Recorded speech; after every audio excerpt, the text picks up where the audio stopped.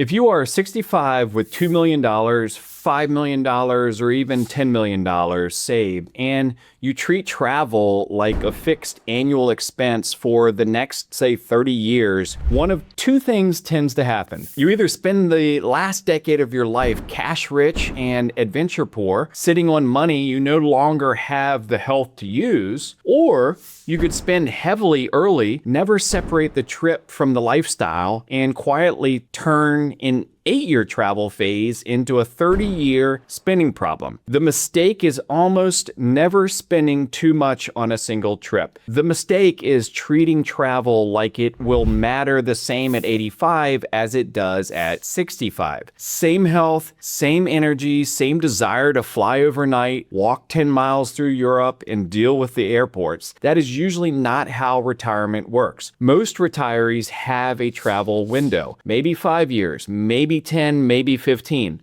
but probably not 30. So the real question is not, can I afford this trip? The better question is, how much can I safely spend while travel still matters most? So let me show you this through a hypothetical couple. Jim and Susan are 66 and 64. They have $3 million in liquid assets, and they want to use the next decade for serious travel. Their question is, can we spend $80,000 a year on travel? At first, that sounds really high. If you model $80,000 every year for 30 years, that is $2.4 million of nominal travel spending before inflation and investment returns. That number can scare people into doing absolutely nothing. But what if Jim and Susan are not asking for an $80,000 travel lifestyle forever? What if they are asking for an $80,000 travel just phase? 8 years at $80,000, 7 years at, say, $35,000, then 15 years at $15,000. That total is about $1.1 million. Still a serious number, but a completely different planning problem. And that is the point. The mistake is not spending too much on travel oftentimes. The mistake is treating every travel year as if it has the same value. I'm Mark Fonville, Certified Financial Planner and CEO of Covenant Wealth Advisors. And if you are within, say, 10 years of retirement and your portfolio is in the $1 to $10 million range, this channel exists for you. So subscribe and you will get one new strategy every week: taxes in retirement, income planning for retirement, and investing for retirement. The decisions that actually move the needle at your wealth level.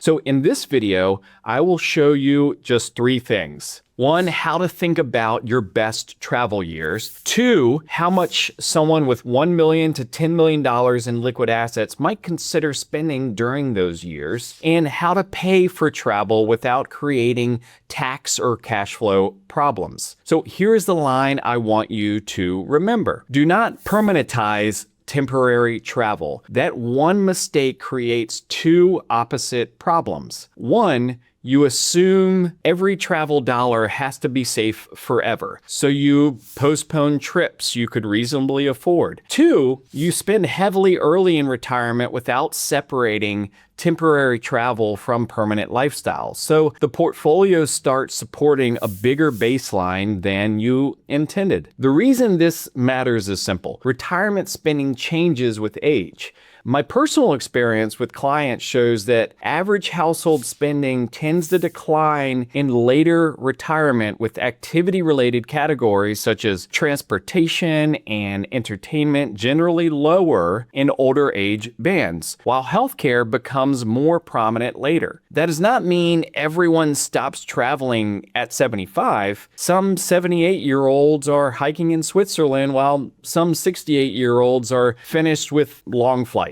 This is not a rule about age. It is a planning framework. For many retirees, travel has 3 windows. The go-go window is where the big trips usually happen: Europe, Alaska, national parks, river cruises, or extended stays and family vacations, and the trip you have been talking about for the last 20 years. The slow go window may still include travel, but the style changes. Fewer trips, longer stays, maybe better flights, more comfort, less hassle. The low go window may become more local, more family-centered, or more convenience-based. So here's the planning insight. You may need your money to last 30 years, but you may not need your high travel budget to last 30 years. In a moment, I will give you the $1 million, $2.5 million, $5 million, and $10 million starting points. But first, one more idea. Longevity and mobility are not the same thing. A healthy 65-year-old may need to plan financially for life well into the 80s and potentially beyond. Longevity risk is real, and many people underestimate it. But ambitious travel may be concentrated into a shorter season. We often see this in practice, and that is why I prefer this question. What would we regret not doing in the next 10 years if our health changed at 75? AARP-related survey data has found that many travelers in their 50s and 60s have bucket list trips, and health issues are one reason those trips just do not happen. A spreadsheet can tell you whether the money is there, but it cannot tell you whether your knees or your back or your spouse's health or your patience for airports will still be there. The goal is to buy the memories while your body can still enjoy them without stealing from your future self.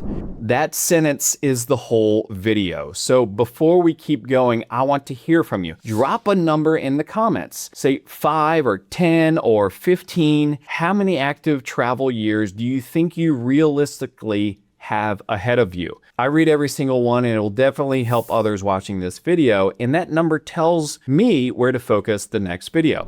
So yes, protect the future, but do not accidentally sacrifice the years when travel is easiest to enjoy. Now let's put numbers to this, and understand these are not safe spending rules. They are not personalized recommendations. They are planning starting points. So your taxes, pension income, social security, portfolio mix, core lifestyle, health, family support, charitable goals, and legacy goals, all of this can move these numbers dramatically. But for high net worth retirees, here's where I would often start the travel conversation during the healthier travel years. At about $1 million in liquid assets, the conversation might start around $10,000 to $20,000 per year. At around $2.5 million, maybe $25,000 to even $60,000 per year. At around $5 million, maybe $60,000 to $125,000 per year, especially if core lifestyle is already covered in the withdrawal plan is tax aware. At $10 million, the answer becomes very personal. $100,000 to $250,000 or more may be possible for some families, but only if it fits the income plan, tax plan, family goals, and estate goals. Now, here's where wealthy retirees can still get this wrong. A bigger portfolio does not automatically mean a bigger travel budget. A $5 million household with high fixed expenses, no pension, a second home, large family support, and big legacy goals may have less travel flexibility than a $3 million household with pensions covering most of the basics. That is why the next step matters. You do not start with the trip. You actually start with the surplus. Instead of a complicated formula, think of this as a 5-step filter. Before travel gets funded, 4 things have to be protected first. Step 1, pay the taxes. Step 2, fund your normal lifestyle. Step 3, protect your emergency and safety reserves. And step 4, check what the portfolio can reasonably support. Step 5, by the way, travel comes from what remains. So what survives all 5 steps? That is your travel surplus, not the trip you can technically pay for, not the trip your portfolio balance makes you feel like you can afford. The trip that still fits after the rest of the plan is protected. Your travel surplus is the only number that should ever set your travel budget. So if you ever felt like generic retirement advice doesn't apply to your situation, hit that like button. That's the signal YouTube uses to put this in front of other retirees who are just tired of being told to budget for restaurant meals when they have $2 million in the bank or more. And keep watching, by the way, because the account you use to pay for travel can matter almost as much as the trip itself. Now, back to Jim and Susan. If they spend $80,000 a year on travel forever, that is not a travel phase. That is a permanent lifestyle increase. But if they intentionally plan for 8 higher spending years, 7 moderate spending years, and then a lower travel budget after that, the plan may be much more realistic. The front-loaded plan says we are going to spend more while travel is realistic, and we are going to intentionally reduce it later. That is very different from accidentally turning retirement into a permanent luxury lifestyle. So here's the simple rule. A temporary travel increase can be responsible. A permanent unexplained spending increase can be dangerous. The difference is whether the plan knows when the spending changes. And this matters because some retirees just underspend. Research and retirement industry analysis have found that many retirees spend less than they could because the fear of running out of money. That fear is understandable, but vague fear is not a plan. A clear spending window is a plan. A travel surplus is a plan. Once the travel number is clear, the next question is where the money comes from. A trip is not just a trip cost. It is also a funding decision. Affluent retirees often pay for travel from whichever account is easiest. They use cash because it's just sitting there. They sell from a taxable account without thinking through